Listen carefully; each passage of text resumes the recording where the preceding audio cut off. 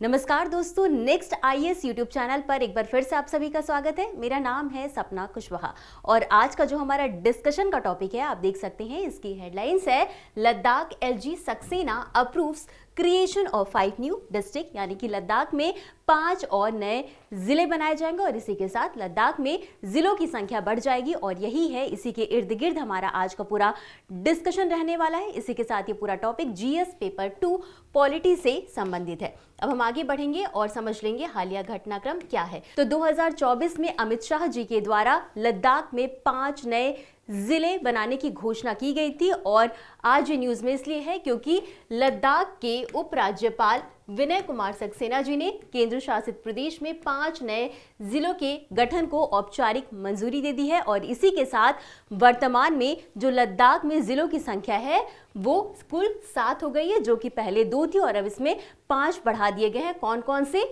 नुब्रा, शाम, चांगथांग, जास्कर और द्रास, ये 5 नए जिले बढ़ाए जाएंगे। और इसी के साथ जब केंद्र शासित प्रदेश बना था लद्दाख, उस टाइम जो लद्दाख में वहां पर लेह और कारगिल सिर्फ 2 जिले थे। तो जब आप मैप में देखेंगे तो ये रहा आपका मैप, यहाँ पर आपका नुब्रा है, शाम है, लेह है, चांगथांग है, जास्कर है, कारगिल है और द्रास। तो ये टोटल मिलाकर के लद्दाख में कुल 7 जिले हो जाएंगे। अब इतना समझने के बाद हम आगे बढ़ेंगे और एक बार समझ लेते हैं कि लद्दाख की रणनीतिक और सामाजिक महत्व क्या है। तो लद्दाख जो है वो भौगोलिक रूप से भारत का सबसे बड़ा केंद्र शासित प्रदेश है, लेकिन इसमें जिलों की संख्या सिर्फ 2 थी। अब इसे बढ़ा करके 7 कर दिया गया टोटल, ताकि यहाँ की जो भी चीज़ें हैं, यहाँ पर जो भी विकास कार्य है वो सही तरीके से हो पाए, क्योंकि यहाँ का एरिया जो है वो काफ़ी दुर्गम है, तो लोगों को बहुत दूर तक जाना पड़ता है विकास कार्य के लिए, जिसके कारण कई एरिया में विकास कार्य पहुँच ही नहीं पाते। क्षेत्रफल की बात करेंगे 2011 की जनगणना के अनुसार तो यहाँ का क्षेत्रफल 86,904 वर्ग किलोमीटर है और जनसंख्या की बात करेंगे तो जनसंख्या यहाँ पर 2.74 लाख थी। अब इसका ये भी फायदा है कि यहाँ पर द्रास, जो कि काफी ठंडे स्थानों में से एक है, यहाँ का भी स्थानीय विकास किया जाएगा क्योंकि द्रास को अब एक नया जिला बना दिया गया है। तो अब इसी के क्रम में हम आगे बढ़ेंगे और अब समझ लेंगे कि जिलों के निर्माण का प्रोसेस क्या होता है, निर्माण की प्रक्रिया क्या होती है, ये किसके अधीन होता है, राज्य सरकार के या केंद्र सरकार के।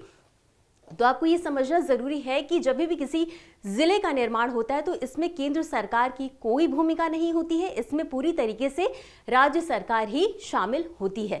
तो राज्य सरकार जो है यहाँ पर एक राजस्व विभाग है जो कि एक कमेटी गठित करती है। अब जो कमेटी गठित की गई है उसके जो मेंबर हैं वो उस एरिया के क्षेत्रफल, जनसंख्या, भूगोल और प्रशासनिक जरूरतों के आधार पर सिफारिश करते हैं कि यहाँ पर नए जिले की जरूरत है या नहीं है। अब इसके बाद क्या होता है कि मुख्यमंत्री कार्यकारी आदेश देते हैं और या फिर विधानसभा में नया कानून पारित करके नए जिले की घोषणा की जाती है। अब जब नए जिले की घोषणा की जाती है तो उसके बाद क्या होता है, सरकारी गजट में कार्यकारी आदेश जारी किया जाता है। यानी कि जो अगर राज्य स्तर पर हम देखें तो 2 तरीके से किसी भी नए जिले का निर्माण होता है। पहला ये होता है कि डायरेक्ट जो है कि सरकारी गजट में कार्यकारी आदेश जारी कर दिया जाए। ऐसा तब होता है जब राजस्व आवंटन की कोई प्रक्रिया, वित्तीय आवंटन की कोई प्रक्रिया नहीं होती है। और दूसरा तरीका क्या होता है कि विधानसभा में कानून पारित करके प्रस्ताव ला करके जिले की घोषणा की जाती है। तो ये 2 तरीके हैं, तो इन दोनों तरीके से नए जिले का गठन किया जा सकता है। अब हम आगे बढ़ेंगे और समझेंगे कि आखिर नया जिला क्यों बनाया जाता है। जब ऑलरेडी कि कोई भी स्टेट है वहां पर जिले हैं, पहले से बनाए गए हैं, तो नए जिले बनाने की जरूरत क्या पड़ती है। तो मान लीजिए कोई बहुत बड़ा एरिया है, वहां पर आप हर जगह जाकर के विकास कार्य नहीं कर सकते हैं, तो प्रशासनिक कामकाज को आसान और तेजी से हो सके इसलिए जो बड़े जिले होते हैं उनको छोटे छोटे जिलों में विभाजित कर दिया जाता है, ताकि जो दूर दराज के इलाके हैं, जो काफी दूर हैं, पहुंच से बाहर हैं, वहां तक भी सरकारी योजनाएं आसानी से पहुंच सके, लोगों को लाभ मिल सके।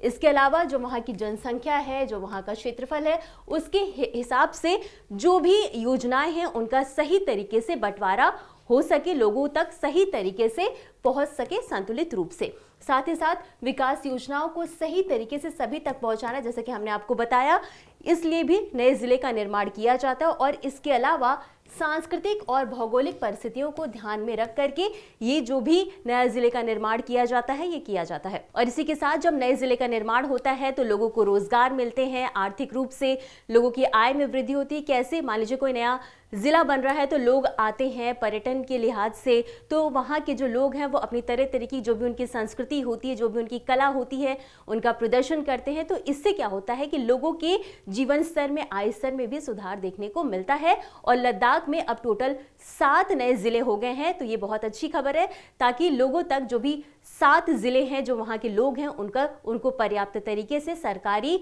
जो भी नीतियां हैं उनका लाभ पहुंच सके। और यही था आज का हमारा पूरा डिस्कशन का टॉपिक। और इसी के साथ हम आगे बढ़ेंगे और देख लेंगे इससे संबंधित एक अभ्यास प्रश्न को। तो प्रश्न है, निम्नलिखित में से कौन सा जिला लद्दाख के नव घोषित 5 जिलों की सूची में शामिल नहीं है? आपके पास 4 ऑप्शंस हैं, ए जांस्कर, बी द्रास, सी नुब्रा या डी कारगिल। और इस प्रश्न का उत्तर आपको हमेशा की तरह कमेंट बॉक्स में देना है। तो आज के लिए बस इतना ही, मिलते हैं अगले एपिसोड में इसी तरह कुछ अहम और जरूरी खबरों के साथ। तब तक के लिए धन्यवाद।